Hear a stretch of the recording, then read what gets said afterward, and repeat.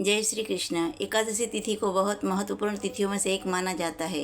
ये दिन भगवान विष्णु को समर्पित होता है। वहीं चैत्र माह के कृष्ण पक्ष में आने वाली एकादशी को पाप मोचनी एकादशी के नाम से जाना जाता है। मान्यता है कि इस दिन लक्ष्मी नारायण की पूजा अर्चना करने से व्यक्ति को समस्त पापों से मुक्ति मिलती है और उनकी हर इच्छा पूरी होती है। आइए हम जानते हैं यह पाप मोचनी एकादशी इस महीने कब है। इस बार पाप मोचनी एकादशी 25 व 26 मार्च दोनों दिन मनाई जाएगी। पंचांग के अनुसार चैत्र मास के कृष्ण पक्ष की एकादशी तिथि 25 मार्च की सुबह 5:05 से शुरू होकर 26 मार्च को दोपहर 3:40 पर ख़त्म होगी। ऐसे में उदय तिथि के आधार पर एकादशी तिथि मंगलवार 25 मार्च को है। पाप मोचनी एकादशी को हरिवास 26 मार्च को सुबह 9:14 तक है। ऐसे में सामान्य जन मंगलवार 25 मार्च को पाप मोचनी एकादशी का व्रत करेंगे। वहीं वैष्णव पाप मोचनी एकादशी का व्रत बुधवार 26 मार्च को रखा जाएगा। अर्जुन ने भगवान श्री कृष्ण से कहा, हे मधुसूदन, आपने फाल्गुन मास के शुक्ल पक्ष की एकादशी अर्थात आमल की एकादशी के बारे में विस्तार पूर्वक बतलाया। चैत्र माह के कृष्ण पक्ष में आने वाली एकादशी का क्या नाम है तथा उसकी विधि क्या है? कृपा करके आप मेरी बढ़ती हुई जिज्ञासा को शांत करें। भगवान श्री कृष्ण ने कहा, हे अर्जुन, चैत्र मास के कृष्ण पक्ष की एकादशी को पाप मोचनी एकादशी के नाम से जाना जाता है। एक बार की बात है, पृथ्वीपति राजा माधांतर ने लोमेश ऋषि से यही प्रश्न किया था जो तुमने मुझसे किया है। जो कुछ भी ऋषि लोमस ने राजा माधांतर को बताया वही मैं तुमसे कहता हूँ। राजा माधांतर ने धर्म के गृहतम रहस्यों के ज्ञाता महर्षि लोमेश से पूछा, हे ऋषि श्रेष्ठ, मनुष्य के पापों का मोचन किस प्रकार संभव है? कृपा करके कोई ऐसा सरल उपाय बताए जिसे सभी को सहज ही पापों से छुटकारा मिल जाए। पाप मोचनी एकादशी व्रत कथा बताई। महर्षि लोमस ने कहा कि हे नृपति, चैत्र मास के कृष्ण पक्ष की एकादशी का नाम पाप मोचनी एकादशी है। इसके व्रत के प्रभाव से मनुष्यों के अनेक पाप नष्ट हो जाते हैं। मैं तुमसे इस व्रत की कथा सुनाता हूँ, ध्यानपूर्वक श्रवण करो। प्राचीन समय में चैत्ररथ नामक एक वन था। उसमें अप्सराएं किन्नरों के साथ विहार किया करती थी। वहाँ सदैव वसंत का मौसम रहता था, अर्थात उस जगह सदा नाना प्रकार के पुष्प खिले रहते थे।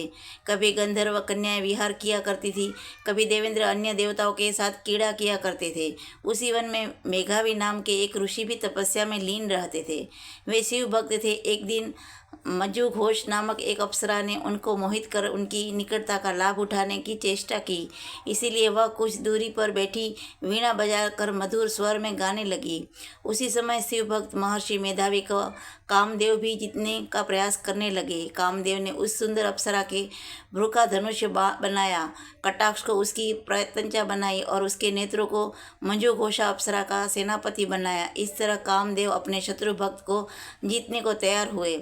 उसी समय महर्षि मेधावी भी युवावस्था में थे और काफ़ी हष्टपुष्ट थे। उन्होंने यज्ञोपवीत तथा दंडवत धारण कर रखा था। वे दूसरे कामदेव के समान प्रतीत हो रहे थे। उस मुनि को देखकर कामदेव के वंश में हुए मंजू घोष ने धीरे धीरे मधुर वाणी से वीणा पर गायन शुरू किया।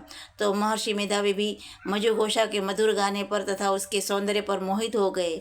वह अप्सरा ने मेधावी मुनि को कामदेव से पीड़ित जानकर उनके अंग को स्पर्श किया। महर्षि मेधावी उसके सौंदर्य पर मोहित होकर शिव रहस्यों को भूल गए और काम के वशीभूत होकर उसके साथ रमण करने लगे।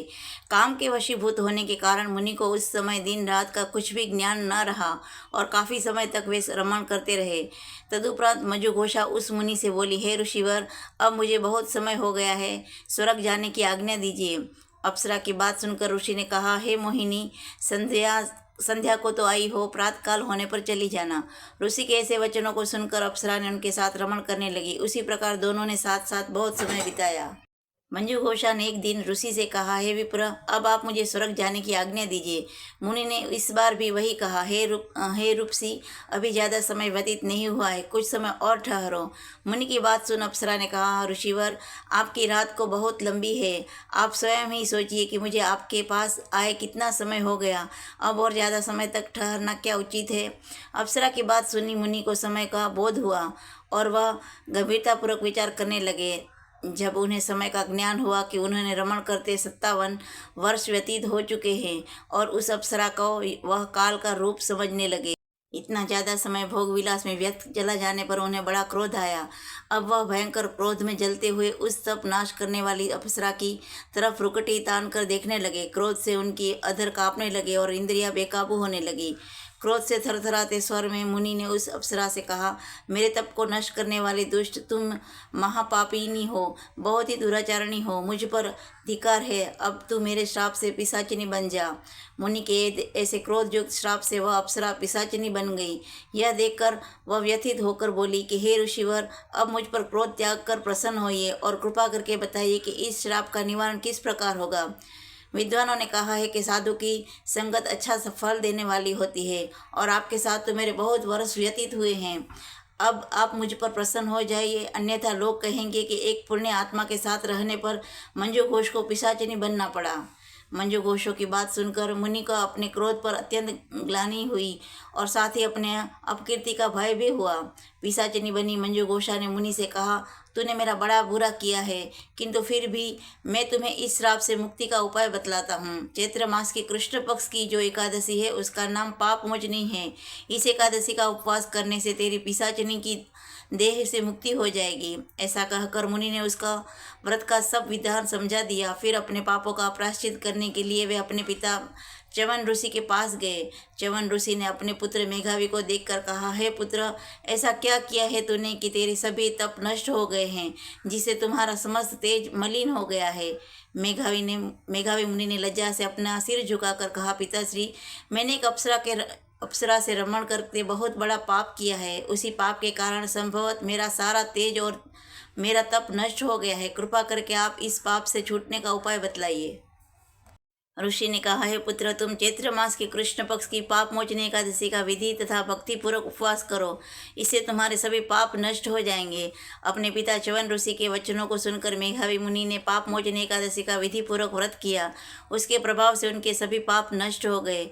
मंजू घोषा अप्सरा भी पाप मोचनी एकादशी का उपवास करने से पिशाच योनि को देह से छूट गई और पुनः अप्सरा सुंदर रूप धारण करके स्वर्गलोक चली गई।